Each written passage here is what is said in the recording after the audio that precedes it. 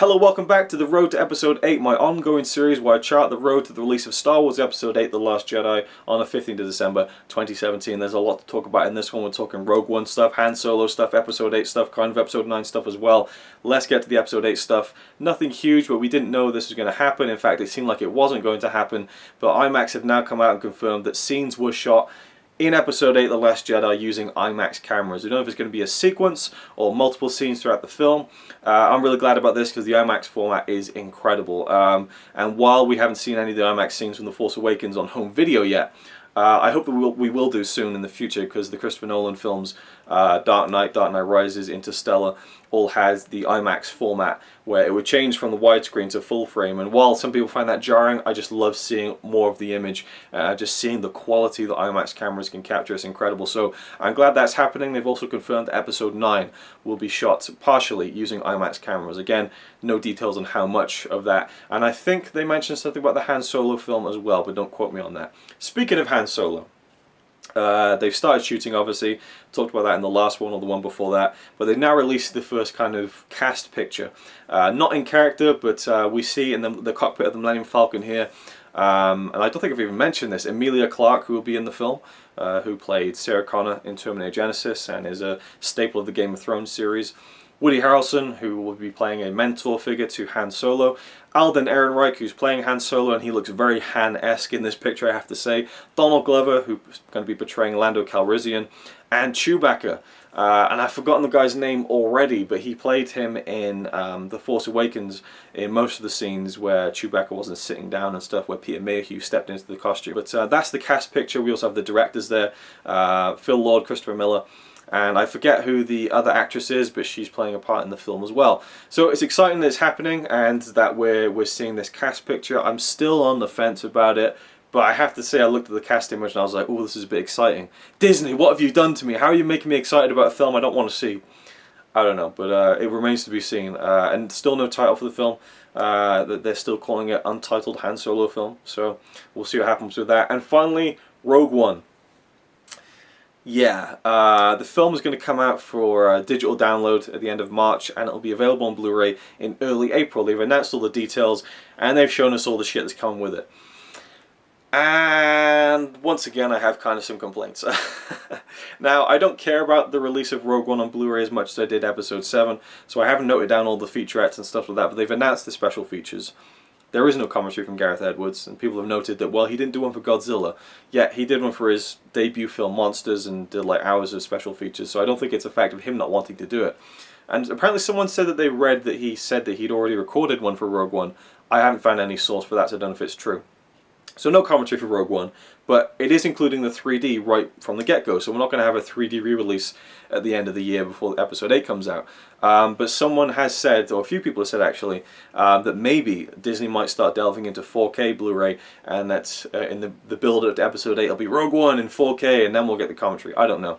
That would be silly to me, but hey, it's kind of the precedent they've set with last year's Blu-ray releases of The Force Awakens in April, and I think September, October when the re-release came out. The featurettes on the Blu-ray look interesting. There's kind of, one for Jyn, one for the villains, one for, Cassian, one for, I think K2SO, and then there's one for the Guardians of the Whills, the two Chinese guys. I'm looking forward to seeing anything about them because I love them in the film.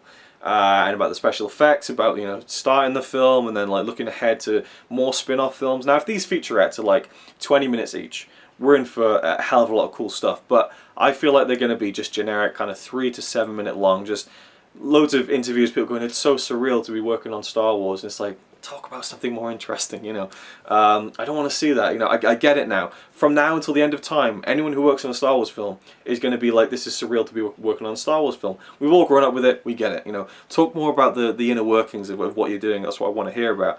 And there's also a documentary about, or a featurette about bringing Tarkin back to life, and also doing the young Leia in CGI. So, that to me could be like a 2-hour documentary on this, the most extensive CGI recreation of a human figure ever done on film.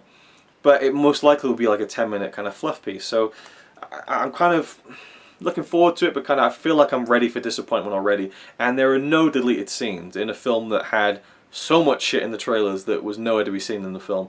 I wasn't expecting them to put many in there, to be honest. Some people was like, oh, where's the extended director's cut? I feel like they don't want to be kind of messing with that kind of thing. So I didn't expect too much, but no deleted scenes whatsoever. It's a bit of a shame, really, I suppose. And there's so many editions. I mean, they've got the 5-disc Target edition with all these multiple discs and like retailer exclusive special features. It's like, oh, I might not even get it, you know, until maybe in a year or two when they release another edition of it with all the special features, which is what they did with the collector's edition of The Force Awakens. Because when The Force Awakens came out, I was like, oh great, I'm going to get the Target edition because it has bonus features, you know, that aren't on the other releases. And then when I got it, it was just a slip of paper saying, download this from like Disney US, which I can't even do. And I had to wait 8 months to buy the film again to watch them.